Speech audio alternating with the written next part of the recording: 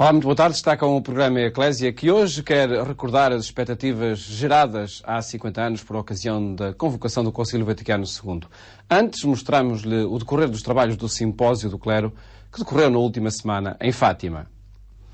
Os padres não são profissionais da fé e devem ser os primeiros a trabalhar para dela serem sinal e testemunho para os outros. Esse é o desafio que lhes cabe no ano da fé, que começa no mês de outubro. O apelo saiu deste Simpósio do Clero, onde 450 sacerdotes refletiram no tema Padre, Homem de Fé, do Mistério ao Ministério. Em Portugal existem 3.500 padres. 450 estiveram em Fátima a participar no Simpósio do Clero, que em vésperas do início do Ano da Fé quis chamar a atenção para os desafios que esta ocasião significa para aqueles que um dia optaram por esta vocação na Igreja. Mas ser padre é também enfrentar limitações e necessidades.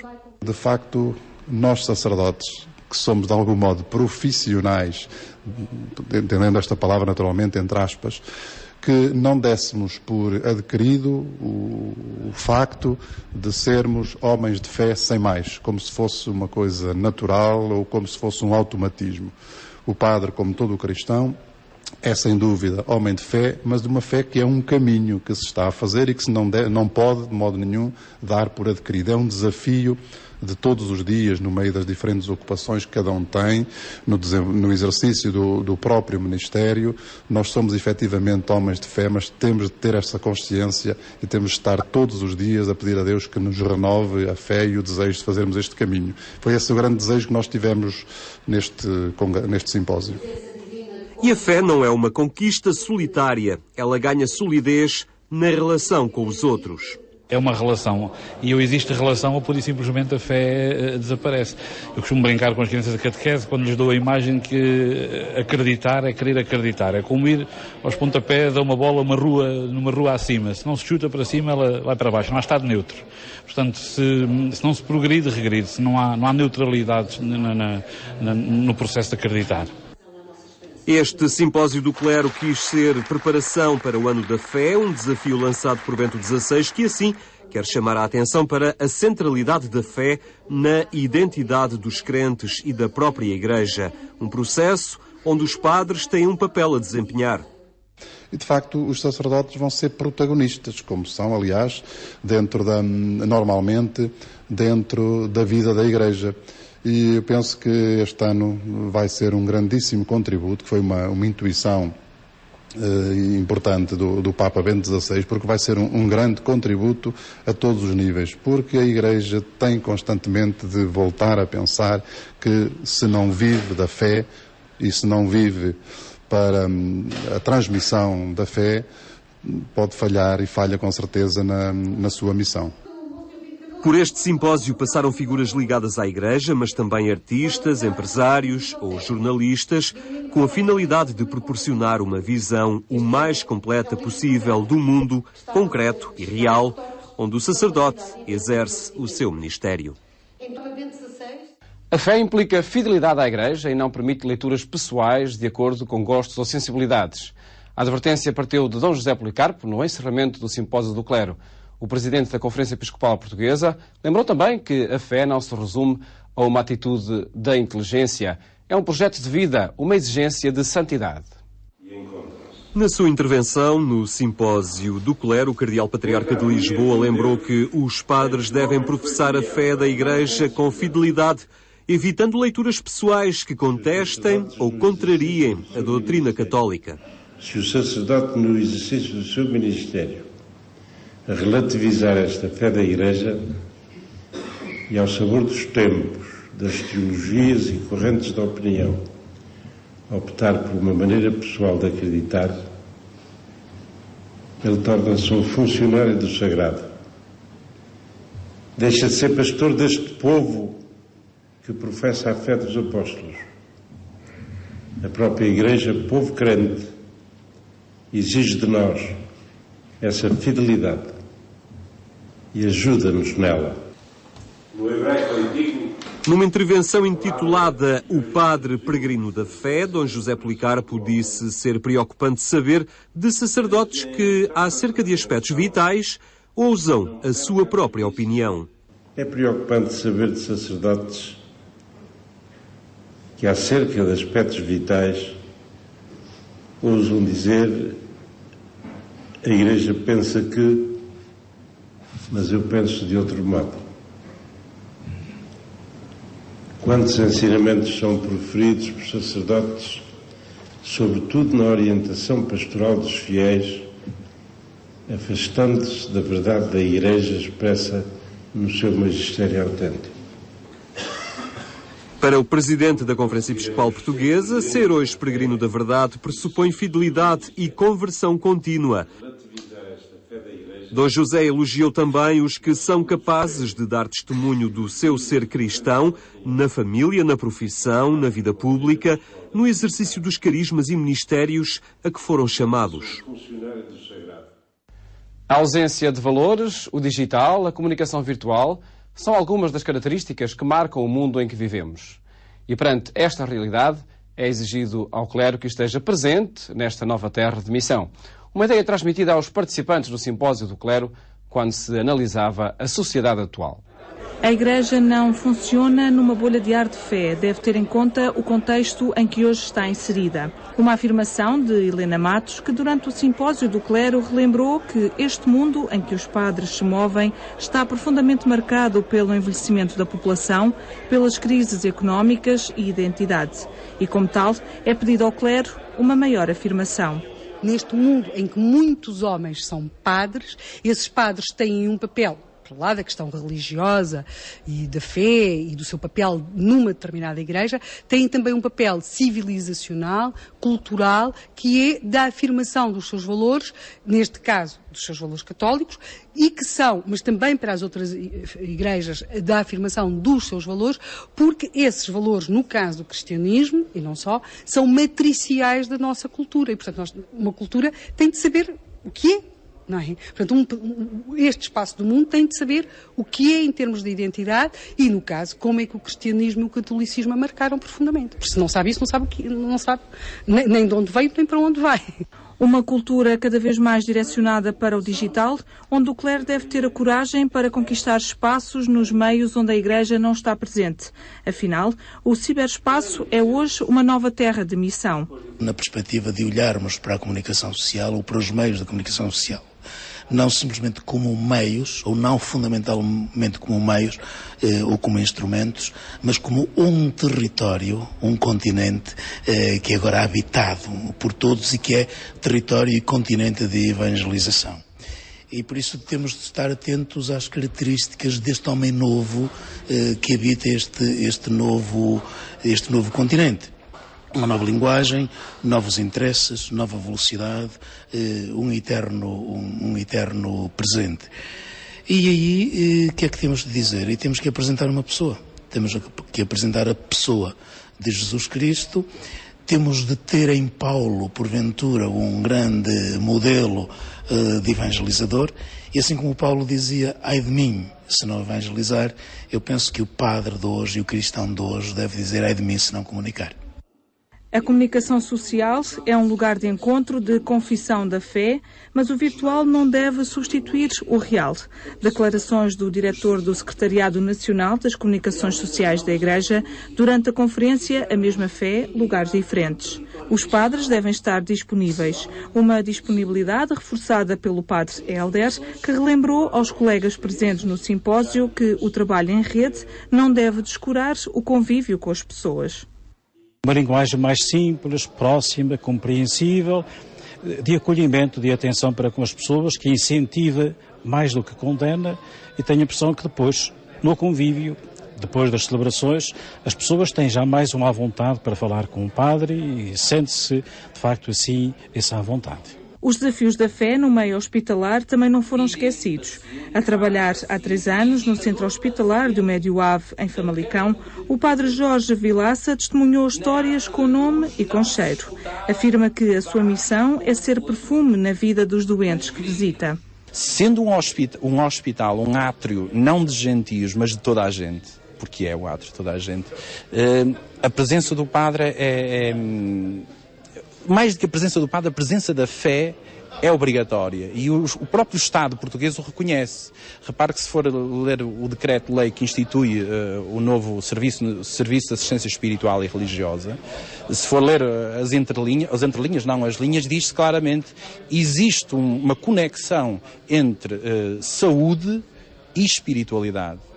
E, portanto, é o próprio Estado que o reconhece e nós, a Igreja, temos que o descobrir, provavelmente noutros moldes de que no tempo passado, provavelmente numa atitude menos sacramentalista e mais sacramental, mas temos que a redescobrir. A presença e os desafios que hoje se colocam à Igreja em lugares tão distintos como um hospital, os meios de comunicação ou mesmo uma paróquia, onde se espera que os padres estejam presentes e saibam dar resposta à sociedade atual. Regressamos agora aos anos 60, quando Emílio Nadal acompanhou com expectativa a convocação e o desenrolar do Concílio Vaticano II. Memórias que apresenta no programa Eclésia em cada terça-feira deste mês de setembro, em entrevista ao jornalista Henrique Matos.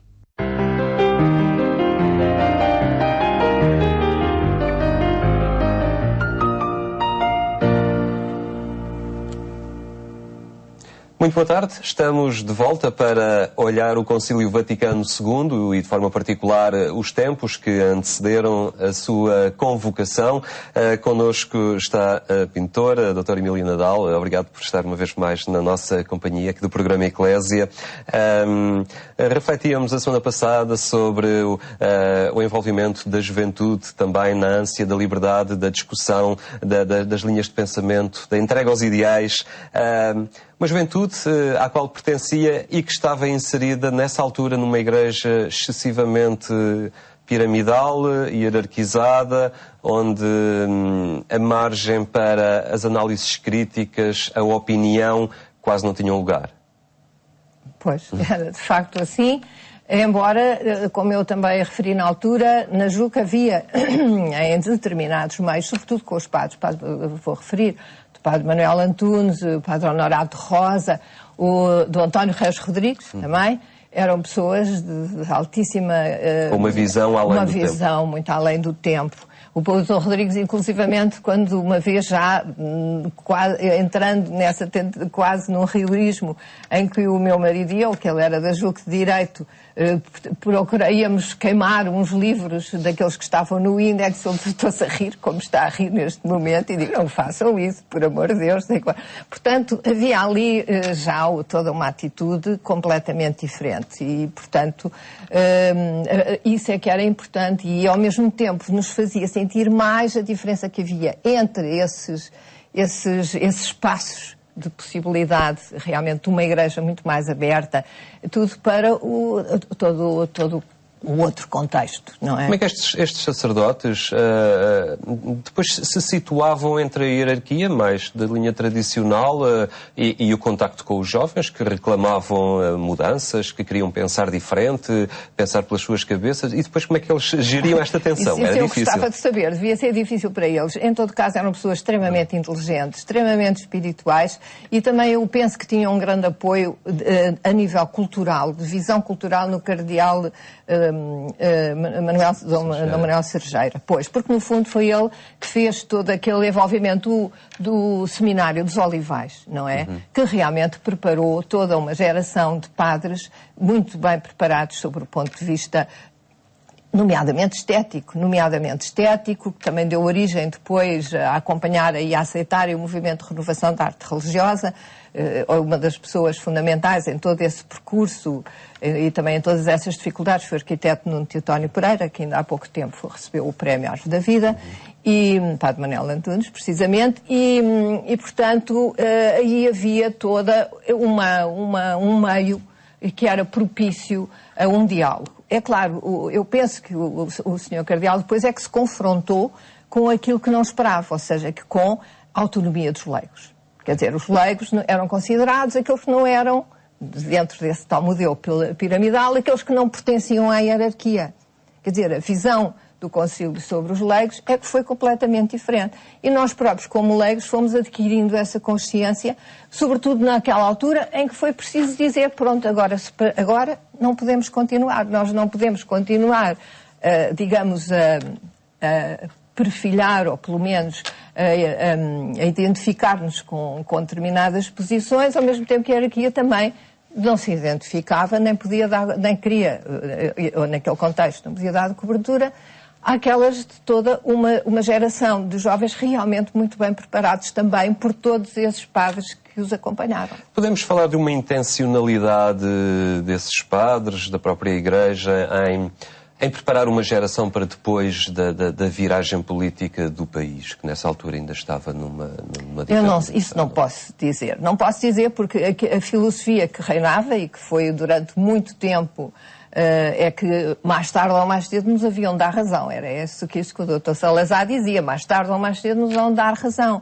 E o problema da guerra em África e o problema, mesmo antes da guerra, da consciência do direito dos povos à autodeterminação, que a encíclica do Papa João XXIII veio, por assim dizer, veio completamente afirmar, e eu lembro-me de ouvir dizer a muito boa gente que o Papa João XXIII era comunista e que a encíclica Mater et Magistra, mas sobretudo a paz em terras, ao propor a questão da paz, ou contra a guerra, ou defender o direito dos povos à sua autodeterminação, ou da própria socialização, meu Deus, inclusive temos os casos como o do Manuel Alegre, como ele há pouco tempo disse, que inclusivamente não deixaram, não lhe entregaram a encíclica do Papa que ele quis ler.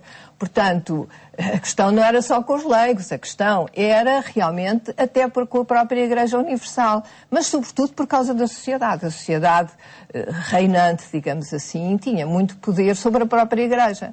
Porque começava a haver, inclusivamente, denúncias de padres e outras coisas que nas suas homilias, sempre que nas suas homilias iam mais além do que era devido, e aconteceram, de facto, casos tristíssimos, e foi uma grande fratura na Igreja Portuguesa, porque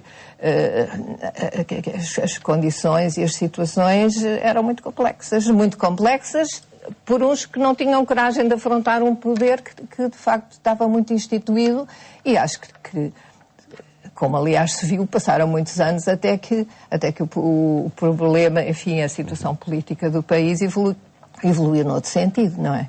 Era uma realidade muito sentida nos principais centros urbanos, nos meios universitários. Havia talvez duas velocidades. O Portugal interior, mais tradicional, não se sentia tanto essa necessidade dos leigos participativos como se sentia nestes ambientes académicos, onde se percebia um bocadinho o mais além, não é? Sim, sem dúvida, penso que sim, mas como eu digo, a sociedade e as famílias, digamos, as famílias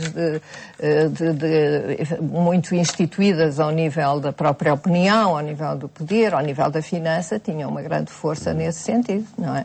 A Igreja ia passando uma perspectiva pessimista da vida. Muitíssimo pessimista. O corpo era o maior pecado, a sexualidade então ainda mais. Eu lembro, olha, saiu uma das coisas que fez muitas discussões, foi uma pastoral das mangas curtas, como se chamava, e dos fatos de banho, quando os bispos num determinado verão decidiram que as pessoas não podiam estar muito tempo, era altamente as longas permanências em fato de banho, lembro perfeitamente, e lembro-me de discutir o tamanho das mangas, as meias nas missas, o que em Espanha não existia sequer, e eu confrontava as duas situações. Portanto, esse tipo de rigorismos e tipo de exageros faziam com que começasse a haver, de facto, uma grande disparidade. Havia já muita gente não se revia minimamente nessas posturas. Não se reviam nessas posturas. Claro, embora inclusivamente gente da própria hierarquia também. Exatamente, gente da própria hierarquia, mas lá está. A ideia é que obedecer, uns mandam e outros obedecem. E depois o concílio surge como oportunidade de tudo isto mudar. Sobretudo mudar o espírito de relação. Bastava ver, o Papa João XXIII entrou e era uma pessoa, para já, encantadora. Eu tive a grande felicidade e graça de o conhecer pessoalmente. E ele era uma pessoa que, quando entrou na Diocese de Veneza, disse: eu não venho para condenar ninguém, venho para estar convosco. Ora, isto era uma revolução. E um dos primeiros discursos como Papa foi um discurso à Lua, a dizer que a Lua era maravilhosa e que todos aqueles que regressassem a casa, que dessem aos seus filhos um beijo, que era o Papa que eu mandava. E isto não era qualquer coisa para vir nos jornais ou tudo. Era o coração dele mesmo assim. E foi um homem que era profundamente ecuménico. Já em 1944 falava na necessidade de um concílio e que teve a coragem de o convocar, quando ninguém esperava uma coisa dessas. Por iniciativa pessoal e do Espírito Santo. Exatamente, como ele próprio disse. De maneira que isso mudou a sua... Ele foi visitar, foi o primeiro Papa a sair do Vaticano, foi visitar o quê? Uma prisão e um hospital de crianças, não é? Portanto, foi a proximidade e de ver que a Igreja ia ficar próxima realmente. E que o Papa não era o topo, mas era o servo dos servos, em que todos estariam, no seu desejo do concílio, todos os batizados como membros da Igreja. Exatamente, uma Igreja em que todos estão ao serviço. Obrigado por nos ter ajudado a penetrar ainda mais nestes tempos que, ao fim e ao cabo, desafiaram a Igreja e a conduziram depois pelo concílio. E tempos muito empolgantes. Muito empolgantes e que de alguma forma ainda hoje é necessário dar continuidade e aprofundar. Foi esta nossa rubrica, a olhar os tempos antes do concílio, mas também o arejamento que esta grande reunião da Igreja significou depois ao longo dos tempos. Nós estaremos de volta de hoje a 8 dias para olhar outras realidades ligadas a esta questão do Concílio Vaticano II.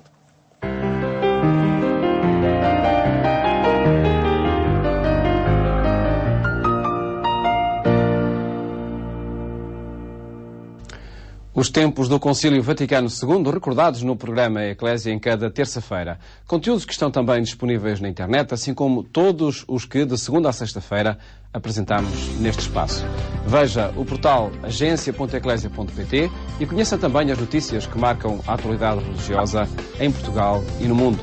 Desejo-lhe uma feliz tarde e até amanhã, se Deus quiser.